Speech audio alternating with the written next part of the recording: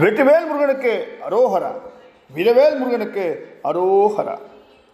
நேற்றைய உரையில் சூரபத்மனின் மகனான பானுகோபன் இந்திரனின் மகனான ஜெயந்தனை வெற்றி கண்ட நிகழ்வுகளை எல்லாம் பார்த்தோம். ஆகையால் மகிழ்ச்சி அடைந்த சூரபத்மன் இனிமேல் அசுரர்களுக்கு நிகரானவர்களோ சமமானவர்களோ வேறு யாரும் இல்லை என்று மகிழ்ச்சி ஆரவாரம் செய்த நிகழ்வுகளோடு நேற்றைய உரையை நாம் முடித்திருந்தோம்.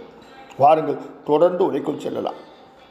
14 உலகங்களையும் வாழக்கூடிய அனைத்து உயிர்களும் செய்வதறியாது தவித்தன. தங்கள் நிம்மதி மகிழ்ச்சி முற்றிலும் அழிந்துவிட்டதாக அவைகள் எல்லாம் நினைத்தது. இதற்கு மேலும் தங்களை பாதுகாக்க எந்த வழியும் தெரியாது எல்லா உயிர்களும் வருந்தின. இதற்கு மேலும் தங்களுக்கு வாழ்க்கை இல்லை என்ற நிலையை உயிர்கள் அனைத்தும் அறிந்து கொண்டு வருந்தியது. இந்த கொடுமையான நிலவரங்களை முருகப்பெருமான் பார்த்தார்.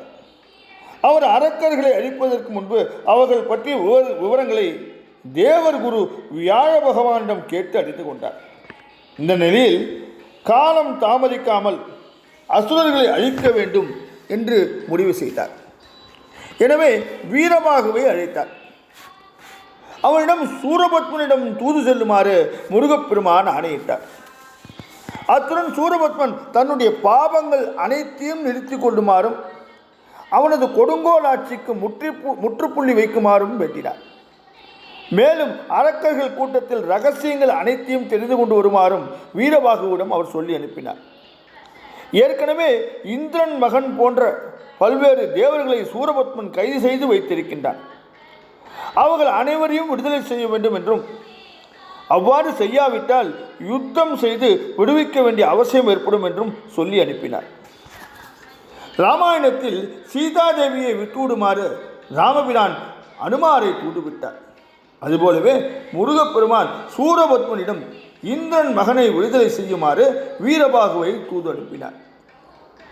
அனுமன் கடலை தாண்டி இலங்கைக்கு சென்றது போல வீரபாகு கடலை தாண்டி இலங்கையிலே இருக்கின்ற வீர மகேந்திரபுரிக்கு சென்றார். இலங்கையில் வடக்கு திசை பகுதிக்கு செல்ல வீரபாகுவை தடுப்பதற்கு அங்கு காவல் புரிந்த யானிமுகன் முயன்றான். இந்த நிலையில் யானிமுகனுக்கும் வீரபாகுவுக்கும் கடுமையான போர் மூண்டது. அந்த போரில் வீரமுடன் போரிட்ட வீரபாகு யானிமுகனின் கைகளையும் தலையையும் துண்டித்தான். அதன் பின் வீரபாகு தன்னுடைய பயணத்தை தொடர்ந்தார். நகரின் கிழக்கு வாயிலை தாண்டி தெற்கு வாயிலுக்கு சென்றான். தெற்கு வாயிலில் நின்று கொண்டிருந்த கஜமுகன் வீரபாகுவை தடுத்து நிறுத்தினான். அவன் வீரபாகு தேவரிடம், நீ யார், எங்கு வந்தாய், உன்னுடைய வேலை என்ன, இதற்கு மேல் நீ நகருக்குள் செல்ல முடியாது என்று தடுத்து நிறுத்தினான். ஆனால் வீரபாகு கஜமுகனின் பேச்சை பொருட்படுத்தவில்லை. இதனால் கோபம் கொண்ட கஜமுகன் அங்கிருந்த பெரிய மலையை தூக்கி வீரபாகு மீது வீசியெறிந்தான். அதை எளிதாக தடுத்து தன் மீது படாதவாறு வீரபாகு ஒதுங்கிக் கொண்டான். அதனையடுத்து கஜமுகனுக்கும் வீரபாகுக்கும் இடையில் பெரும் போர் மூண்டது. அந்த போரின் முடிவில் வீரபாகு கஜமுகனை வெட்டி வீழ்த்தினான். இந்த உடலுடன் இப்படியே உள்ளே செல்வது கூடாது என்று வீரபாகு உணர்ந்தார். எனவே அவர் ரகசியமாக ஒரு சூட்சும உடலை எடுத்துக்கொண்டார். அந்த உடலுடன் இந்திரன் மகன் ஜெயந்தன் மற்றும் தேவர்களை அடைத்து வைத்திருக்கும் சிறைச்சாலையின் பக்கம் வீரபாகு சென்றார். அந்த சிறைச்சாலையின் உள்ளே இந்திரன் மகன் உட்பட பல்வேறு தேவர்கள் இருந்தார்கள். அந்த தேவர்களை அரக்கர்கள் அடித்து துன்புறுத்தி கொண்டிருந்தார்கள். அந்த சமயம் இந்திரன் மகன் மிகவும் வருத்தமுற்று கதறி அழுதான். அசுரர்களின் தாக்குதலை சமாளிக்க முடியாமல் அவன் கீழே மயங்கி விழுந்தான்.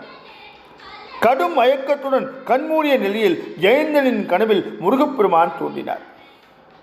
அவர் ஜெயந்தனுடைய கனவில், என்னுடைய தூதன் ஒருவன் நீ இருக்கும் நகரத்துக்கு வருவான் என்றார். அவன் சூரபத்மனுடன் சமாதானம் குறித்து பேச்சுவார்த்தையும் நடத்துவான். பின்னர் அந்த அரக்கர்களை நாங்கள் அழித்து விட்டு உங்களை சிறையிலிருந்து மீட்டு மீண்டும் பதவியில் அமர்த்துவோம் என்று சொல்லி முருகப்பெருமான் மறைந்தார். அந்த சமயம் கண்விழித்து பார்த்த இந்திரன் மகன் ஜெயந்தன் வெளியில் நிற்கும் வீரபாகுவை பார்த்தான். வீரபாகு ஜெயந்தனிடம், நான் தான் முருகப்பெருமான் அனுப்பிய தூதன். என்னை முருகப்பெருமான் அனுப்பி சூரபத்மனின் ரகசியங்களை கண்டறியவும் அவனை எச்சரிக்கை செய்யவும் தான் இங்கு வந்திருப்பதாகவும் விரைவில் நடக்கக்கூடிய போரில் அரக்கர்கள் யாவும் முழுமையாக அழிக்கப்படுவார்கள் என்றும் சொன்னான்.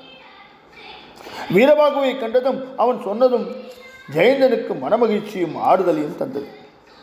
அதன் பின்னர் அவனுக்கு ஆறுதல் சொல்லிவிட்டு வீரபாகு சூரன் இருக்கும் இடத்திற்கு சென்றான். மிக பிரம்மாண்டமாக காணப்பட்ட அவனுடைய அரண்மனைக்குள் வீரபாகு நுழைந்தான். தொடர்ந்து என்ன நடந்தது நாளை உரையில் பார்ப்போமா? வெற்றிவேல் முருகனுக்கு அரோகரா. வீரவேல் முருகனுக்கு அரோகரா.